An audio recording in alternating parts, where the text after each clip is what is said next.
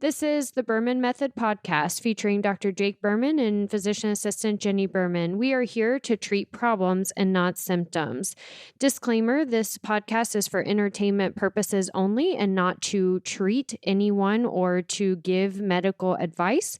If you are interested in any information that we are giving and would like to use this for yourself, we recommend that you contact your primary care physician or reach out to us and ask us questions about yourself specifically.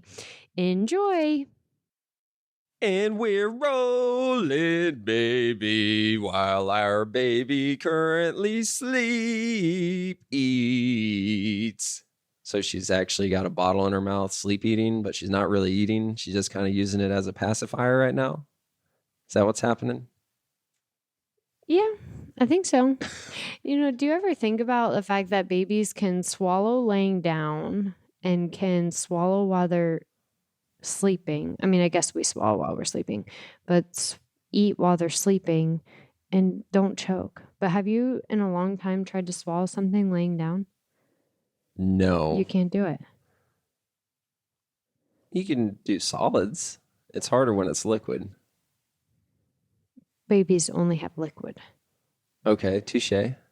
So isn't that strange that they swallow laying down all the time and it's something that we can't do? Yeah, I guess it's strange, but it's also strange that they can sit in one position and not move for hours and not be uncomfortable. This is true. True. Babies are cool. Yeah. Okay. Right on. Okay. Berman Method Podcast. Here we are. How was that for an intro? The Berman Method Podcast, focused on treating problems and not symptoms. Dr. Jake Berman here with Jenni Berman, physician assistant, and Vera Kay, snoozing our co-host. Away. Yep, snoozing away. So great. We had a great episode last week talking about supplementation and how it is not a one-size-fits-all. And the three biggies that we spoke about was Serotonin Plus, Metabolic Extra, and BCAAs, branch chain. Mm-hmm. Yeah, BACAs, the branch chain amino acids. All of them are 100% natural, and they just help the body. And then at the end of last week's episode, we talked about trying for you guys to help us try to recruit our next A player. So if you guys know anybody, just point them our way. Then the thing I want to talk about today is the importance of perfection. Perfection. That's a scary word for a lot of people. It is a very scary word for a lot of people. So I'm going to go into the woods a little bit just to give you reasons on why it's important. Another way that I can say perfection is performing something 100% correctly. So if you don't like the word perfection, that's great. Just do it 100% correctly. Okay. What are we talking about? Yeah. 100% correct of what? Because that can still be scary for a lot of people. So it's been a while since we spoke about this, and there are so many people that go to the gym and work out. I'm doing air quotes right now. They go to the gym, they exercise, they cycle, they walk, and they think that they're doing good. They think that they're staying in shape and they're really training their bodies to be better versions of themselves than they currently are. And the thing that I know for 100% certainty is that if you do not do an exercise 100% correctly, the return on investment exponentially falls off a cliff for every percentage that it's not 100%. So said differently, if you do an exercise 90% correctly, it's darn near more detrimental than it is beneficial.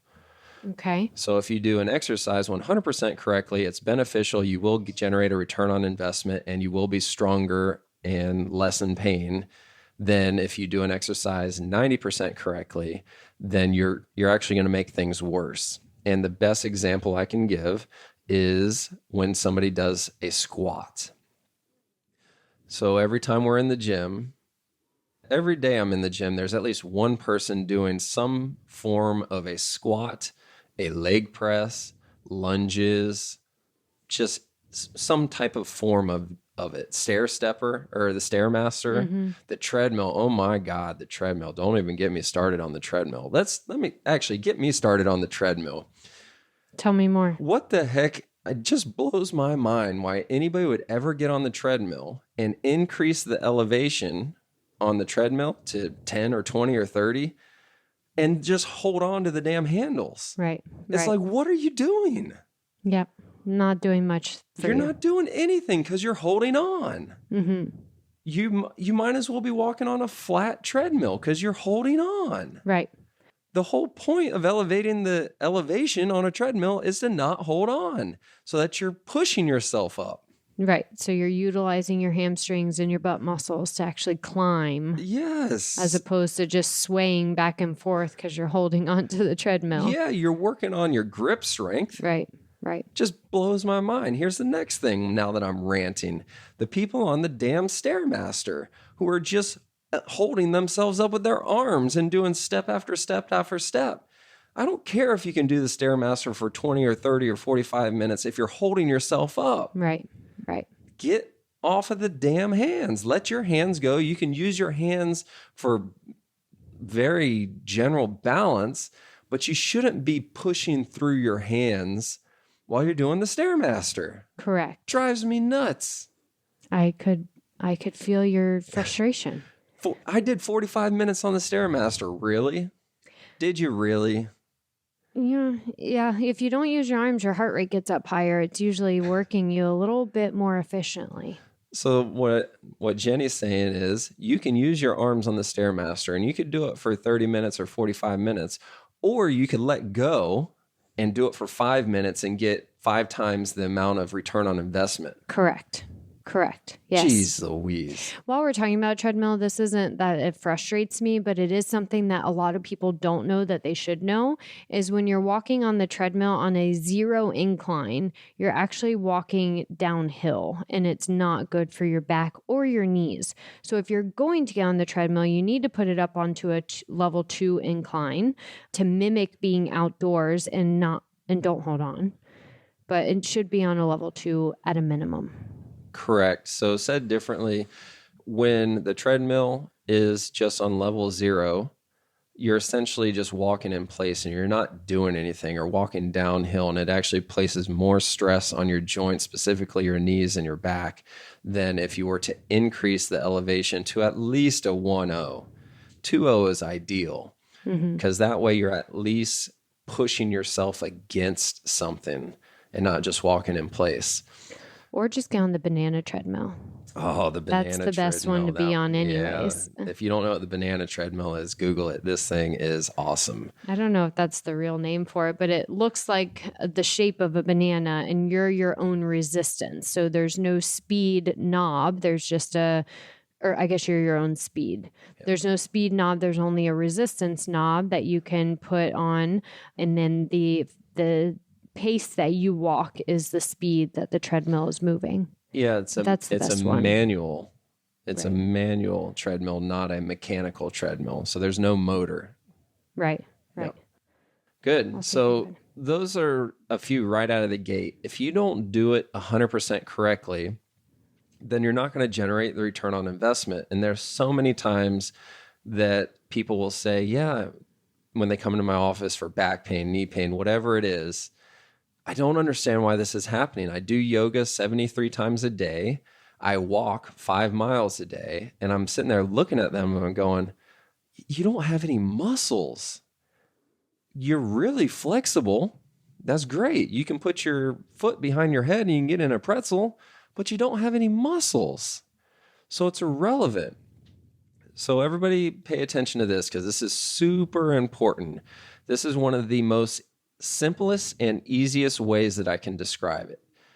Draw 2 lines side by side. At the bottom of one line is 0. At the top of the line is 10. So 0 to 10. So you got 2 lines side by side with markers 0 to 10. Is that a good visual so far? Okay. Mm-hmm. Okay. Think about maybe a thermometer. Okay. So 0 degrees and then 100 is all the way at the top. So 2 thermometers side by side. Okay. On the left is your flexibility, 0 to 10. How flexible are you? On the right is stability. How strong are you? 0 to 10. Now, yogis, I'm not picking on you. I'm calling it as I see it. You tend to be a 100 or 10. You tend to be a 10 flexibility, and you tend to be somewhere around a 4, maybe 5 in strength. Mm-hmm. And what I mean by that is you must be strong in the entire range of motion that you have available. Okay. So as flexible as you are, you need to be strong in every range. Every range of that flexibility. Mm-hmm. So if you can put your foot behind your head, that's a 10 out of 10 flexibility. But if you can't hold resistance in that position, then you're a 4 out of 10 at best in that position.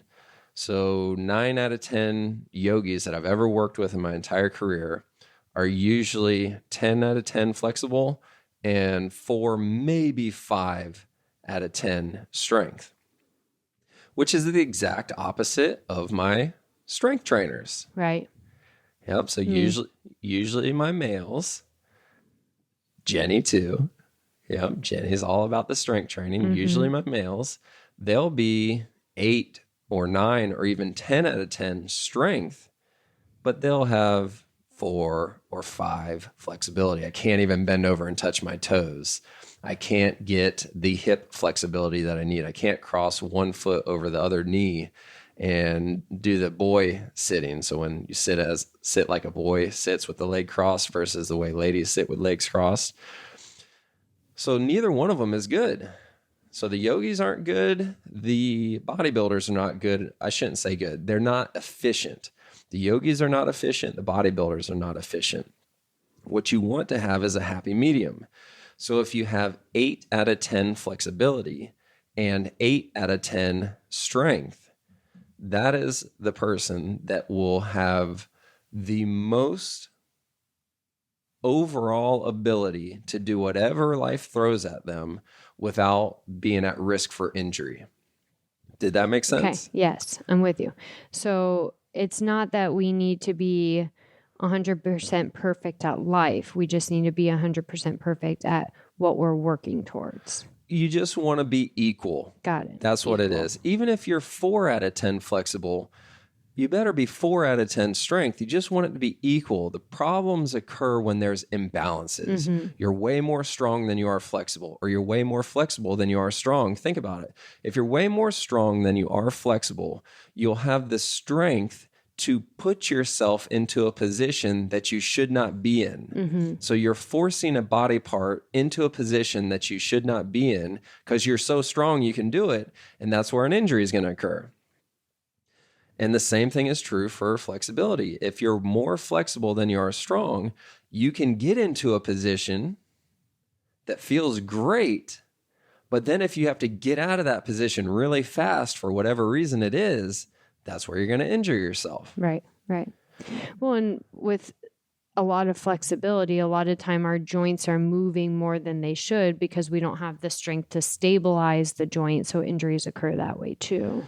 Exactly. Joints need stability from all different sides of the joint. They have to be surrounded by stability or injury occurs.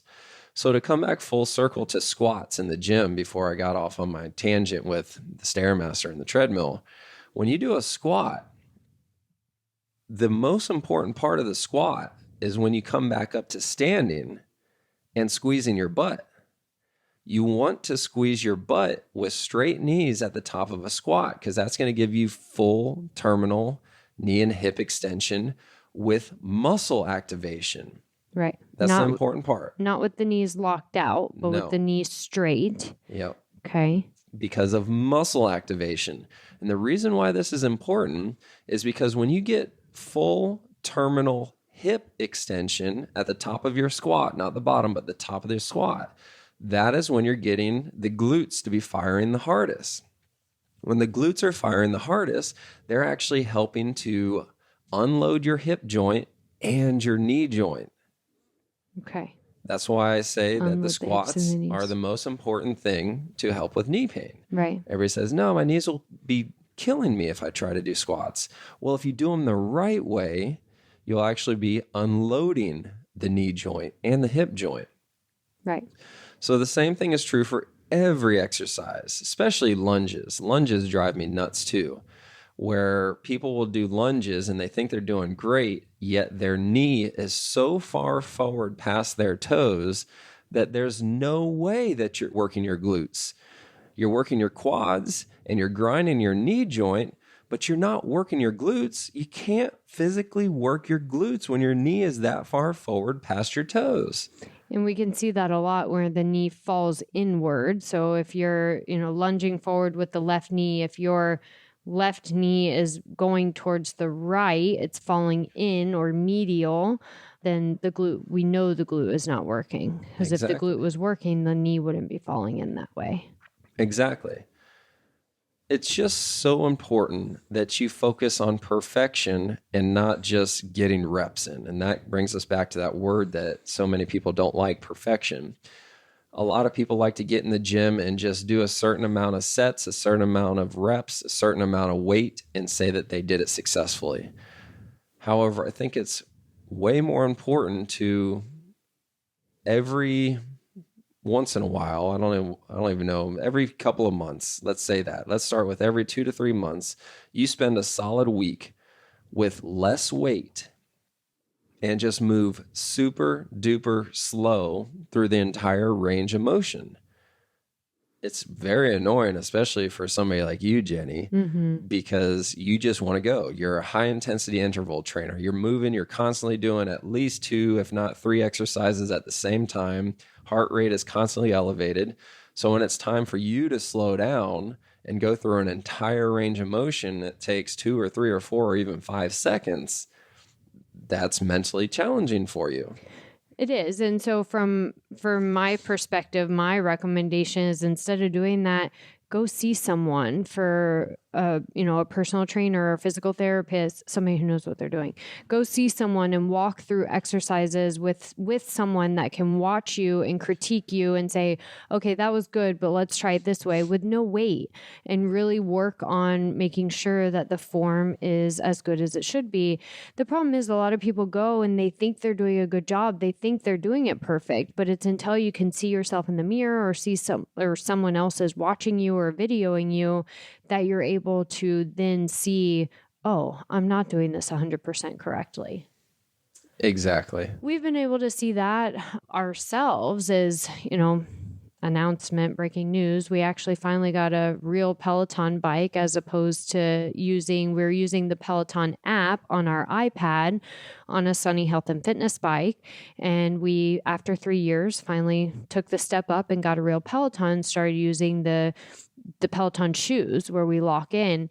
And it was so amazing the first week that I was riding it, how much I felt my glutes working when I was riding the Peloton bike, as opposed to I would try really hard to activate my glutes on the other bike, but I apparently really wasn't until I felt the difference with real cycling shoes on a real cycling bike, how much more efficient I'm working now versus what I was doing before. So it's just simple things can make a big difference. And sometimes you need that outside perspective. You need someone watching you. You need a physical therapist critiquing you and helping you to see where you're not activating efficiently. The biggest challenge for people, especially those that are going to the gym and even the ones that are working out with personal trainers, so many of our clients have personal trainers that they absolutely love and have been working out with these personal trainers for years and years and years, and this personal trainer could do no wrong. And that's fine. You just have to understand that I got to be very careful on how I say this, because this is not meant to be a slam against personal trainers in any way, shape, or form. It's just that they don't have the software that was downloaded. So being a doctor of physical therapy, there you go, say the words, whatever. You're going through the actual education on the pathophysiology that's happening on the back end and you're getting all this information and you're going through the clinical rotations and the internships and you're getting all of this from a different perspective than just doing what the vast majority of personal trainers do, which is order the book, take the online course, and take the test, is very different. It's very different. So the most common thing that we see is fractions of an inch makes all the difference in the world. And that can be really frustrating for a lot of people because they'll be like, well, I've been doing it wrong forever then. It's like, well, you haven't been doing it wrong. You just haven't been doing it 100% right. Mm-hmm. And the difference really majority of the time is just a fraction of an inch in one direction or another. And then you've got a completely different set of muscles working. And then all of the joints are now unloaded versus loaded. And now the inflammation and the inflammatory process can start going in the other direction, not in the wrong direction. So that's the difference. That's the difference between doing it 100% correct and 90% correct, or even 95% correct.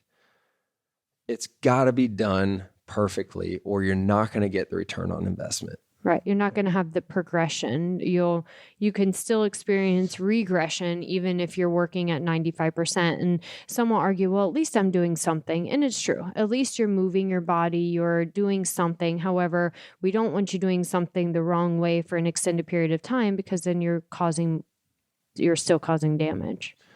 Right. This is what I want to wrap things up with. This is here in America, it has been widely accepted that you should go to the doctor once a year for what? An annual physical. An annual physical, an annual checkup, right? It's been well accepted across America that you should go to your primary care physician once a year for an annual checkup, just to make sure everything's working correctly, just to make sure your blood pressure is great, just to make sure your cholesterol is good, and all the basics, just to make sure you're not about to fall over and die, right? Right.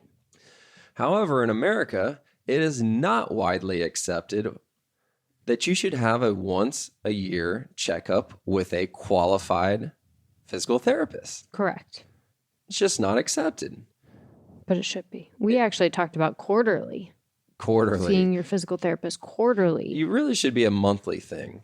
Every single month, at least once a month, I have one of my PTs or Jenny or somebody that I trust watch me do something, and 100% of the time, they fix something. 100% of the time, I have not been correct. And again, it's just a fraction of an inch. Just move this way or that way, just a hair, and I feel a completely different muscle firing. And now I'm working on prevention versus flaring something up. So why is it not widely accepted that you spend 30 minutes or even an hour once a quarter, at the bare minimum once a year, where you go to a qualified physical therapist and just get checked out?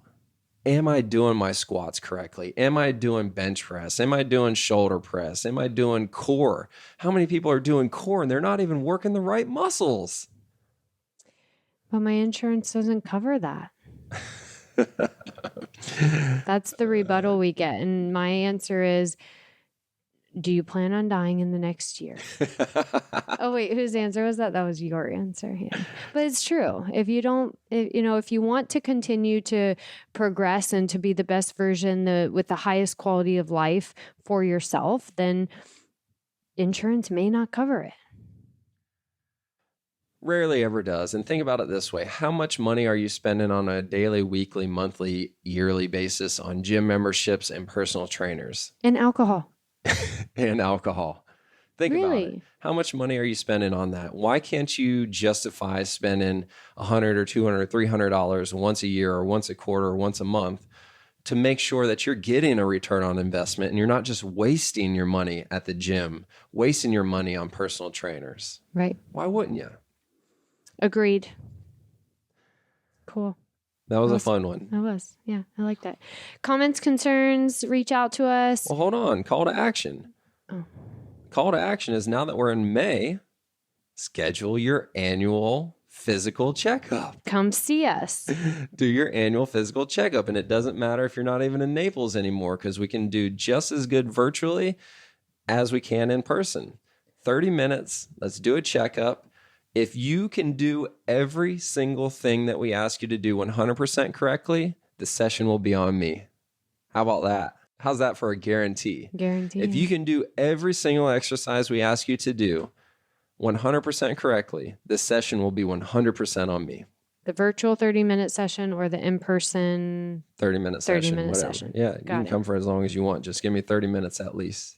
And that's for the physical checkup. And you could come just right upstairs and do your wellness checkup for your blood test, your vitamin levels, your body comp weigh-in, see how your muscle mass is doing, which you're due for. Yeah, I'm definitely due You're for that. overdue for your body comp I've been check. avoiding my body comp check. New dad bod. Well, there's just been so many treats around lately. There has been. But you don't have to eat them. Well, I just feel bad if they go bad. Stella would not let that happen. I'm sure of it. I don't know that she eats them fast enough for them to not go bad. It's not a dad bod, it's a father figure. It's okay.